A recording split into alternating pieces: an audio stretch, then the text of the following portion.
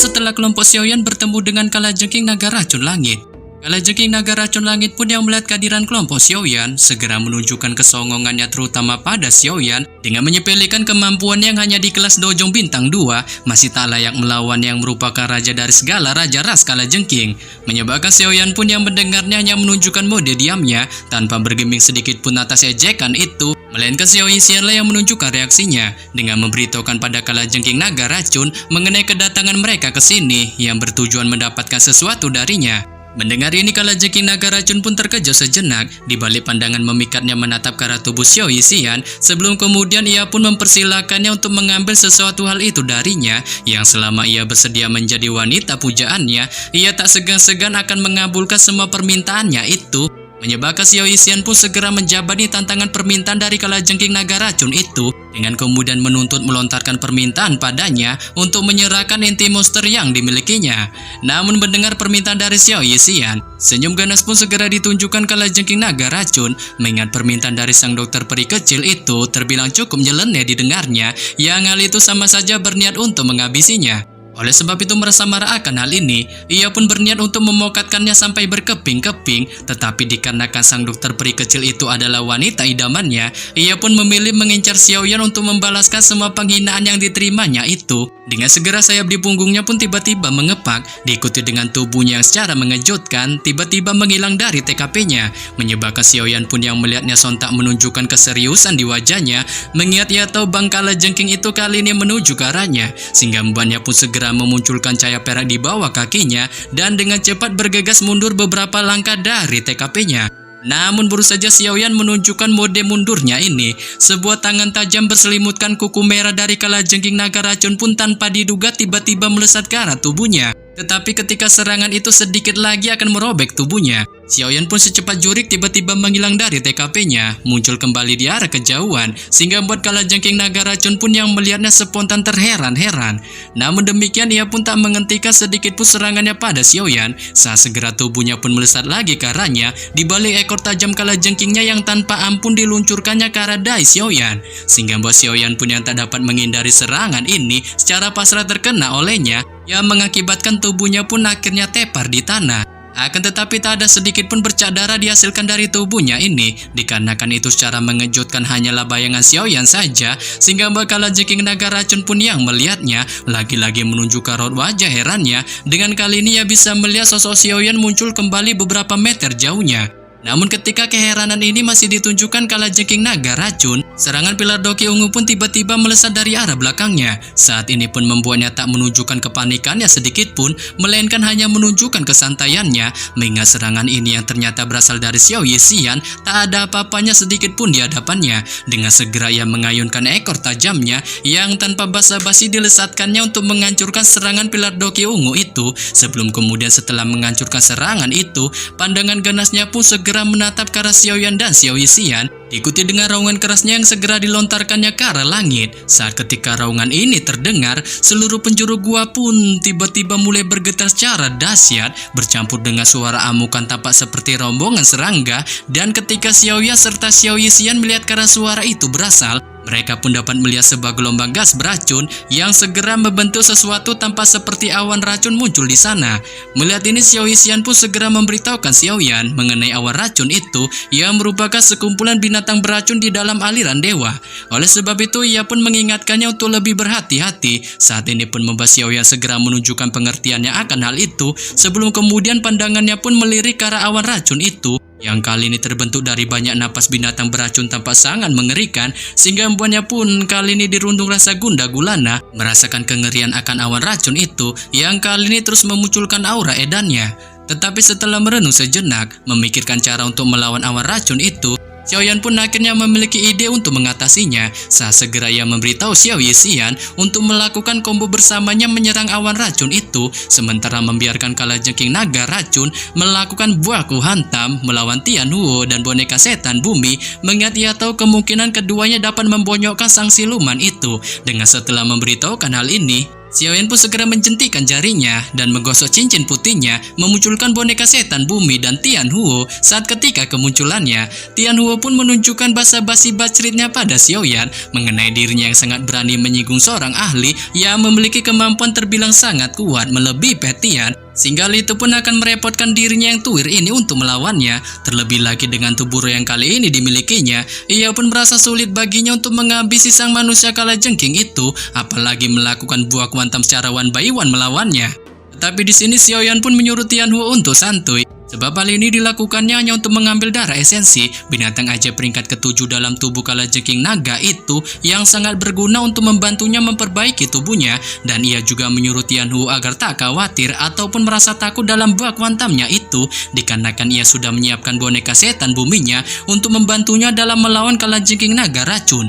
Menyebabkan Tianhuo pun yang mendengarnya akhirnya bisa menghela napas lega, mengingat ia tahu kekuatan bertarung dari boneka setan bumi itu saat ini tak jauh berbeda dengan kekuatan seorang Dojong bintang 8, sehingga dengan bantuannya kali ini ia pun akan memiliki kepercayaan diri yang besar untuk menghadapi sang siluman kalajengking itu.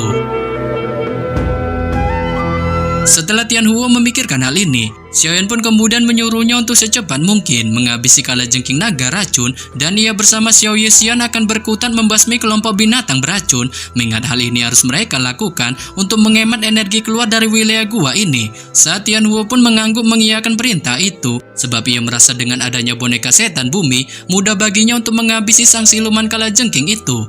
Namun baru saja kepedean tingkat tinggi ini ditunjukkan Tianhuo, kalajengking naga racun pun tiba-tiba melontarkan kutukannya pada Tianhuo dan meremehkan kemampuan tubuh roh jiwanya dapat berhasil mengalahkannya, yang notabene merupakan sang raja dari anggota suku naga kalajengking. Sehingga mbaknya pun menanyakan pada si tuir gemoy itu mengenai dirinya yang apakah berani menyenggolnya, mengingat kedudukannya itu yang berasal dari suku naga kalajengking. Sontak saja mendengar hal ini, Xiaoyan pun spontan terkejut terheran-heran dengan tak menyangka kalajengking naga racun itu merupakan bagian dari anggota suku naga kalajengking, dikarenakan ia pernah mendengar berita julid mengenai suku ini sebelumnya yang bisa dianggap sebagai suku terkuat di dunia binatang ajaib.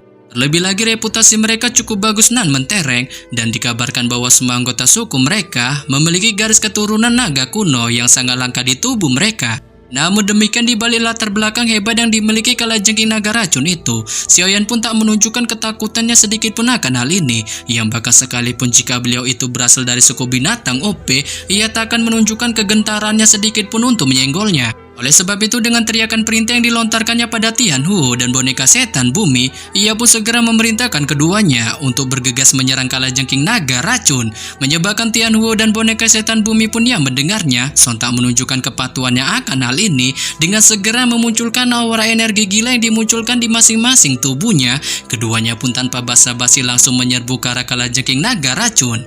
Dan sementara Tianhuo dan boneka setan bumi melakukan perbuah kuantaman melawan siluman kalajengking itu, Xiaoyan pun kemudian mengalihkan tatapannya ke arah awan racun yang kali ini mengeluarkan suara gemuruh dari kumpulan binatang racun yang tak terhitung jumlahnya. Dan kali ini ia juga bisa melihat ada dua sosok binatang ajaib besar memiliki aura mengerikan yang ternyata merupakan kedua bawaan dari kalajengking naga racun tersembunyi di dalamnya, sehingga mbaknya pun spontan melontarkan pujiannya pada sang siluman kalajengking itu yang menurutnya memang layak menjadi penguasa aliran dewa jatuh, dikarenakan ia memiliki dua bawahan yang mempunyai kekuatan terbilang bukan kaleng-kaleng.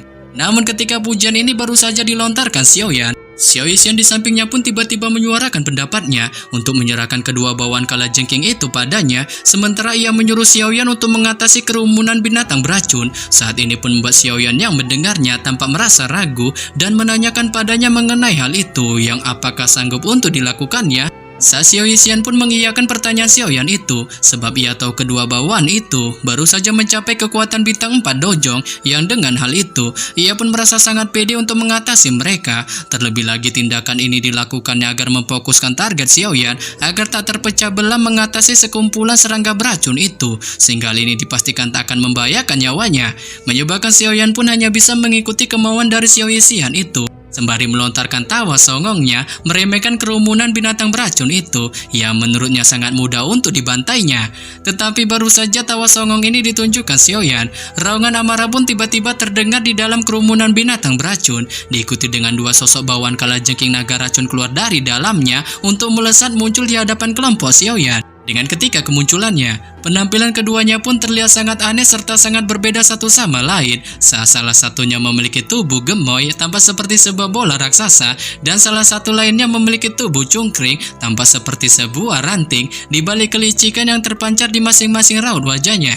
Bahkan Xiaoyan pun tak bisa menahan dirinya untuk tertawa ngakak ketika melihat penampilan keduanya yang menurutnya terkesan sangat lucu. Namun baru saja Xiaoyan melontarkan tawanya ini, si bawaan kalajengking naga racun bertubuh gemoy pun tiba-tiba menunjukkan keganasan di raut wajahnya menatap Xiaoyan dan Xiao Yixian sebelum kemudian ia pun mengepalkan tangannya memunculkan sebuah palu besar yang tanpa ampun segera dilesatkannya ke arah Xiaoyan dan Xiao Yixian. Tapi demikian di bawah serangan palu besar itu yang bukan palu tangsan, keduanya pun secepat kilat segera menghindar dari TKP-nya sehingga membuat palu besar itu pun segera menghantam tanah dengan ledakan yang sangat dahsyat dan itu pun segera menghasilkan sebuah lubang yang sangat dalam di tanah. Berhasil menghindari serangan palu besar itu, Xiao Yixian pun segera melontarkan suara lantangnya pada Xiaoyan untuk menyerahkan kedua bawaan gemoy kurus ini padanya dan memerintahkannya untuk segera bertindak menghancurkan kerumunan binatang racun itu secepat mungkin. Dikarenakan ia tahu gas beracun yang dihasilkan oleh mereka dapat digunakan kalajengking naga racun untuk meningkatkan kekuatannya. Oleh sebab itu ia pun sekali lagi mengingatkan Xiaoyan untuk secepatnya mengatasi kerumunan binatang beracun itu. Dengan setelah memberitahukan Xiaoyan akan hal ini, tubuhnya pun tanpa basa-basi segera melesat menyerbu ke arah dua gemoy dan kurus itu, menyebabkan si bawaan gemoy pun yang melihatnya sontak memunculkan raungan kerasnya sebelum kemudian menggunakan palu besar di tangannya. Ia pun tanpa basa-basi secara barbar segera melesatkannya ke arah Xiao Yixian. Tetapi demikian di bawah serangan palu besar itu, Xiao Yixian pun segera mengepalkan pilar doki besar di tangannya yang tanpa ampun segera dilesatkannya ke arah palu besar dan ketika kedua serangan itu saling menghantam, ledakan yang sangat dahsyat pun segera terdengar. Dengan pasca ledakan itu, tubuh bawaan gemoy pun terpental mundur cukup jauh di balik palu besarnya yang terlepas dari tangannya. Sementara Xiao Yixian pun tak menderita kesuraman apapun, dengan tubuhnya tetap berdiri santuy di udara sehingga bos Xiaoyan pun yang melihatnya spontan menghela napas lega. Sebelum kemudian tatapannya pun beralih ke arah awan racun, diikuti dengan segel yang segera dibentuk di tangannya. Dengan ketika segel itu terbentuk, sebuah teratai api hijau edan pun segera muncul di tangannya, bersiap untuk menghancurkan awan racun. Itu.